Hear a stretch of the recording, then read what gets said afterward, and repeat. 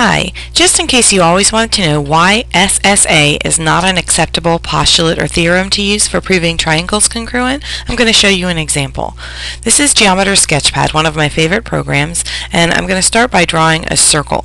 This will make sense in just a second as I draw some segments along with that. I'm going to draw a radius to just somewhere over here on this circle, and then I'm going to draw another side over here and connect to make a triangle by forming a third side this way.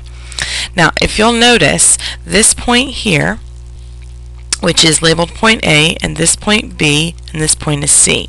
We now have a triangle ABC where I'm going to sort of mark this angle right here. And in fact, I'm not going to be able to really mark it, but I'm just going to put, or I'll just point to it. How about that?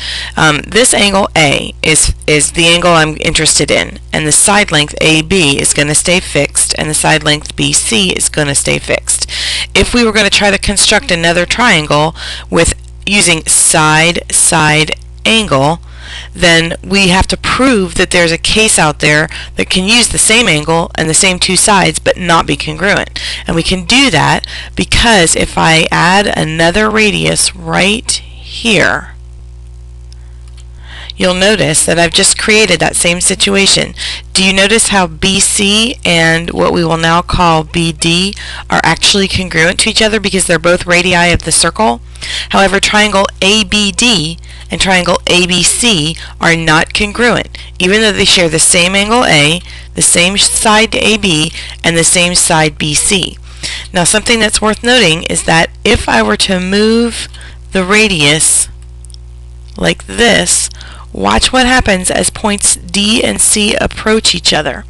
Once they stay right on top of each other, we've now formed a right triangle, because this AD is now tangent to the circle and BD is a radius drawn to a point of tangency, which makes a right angle.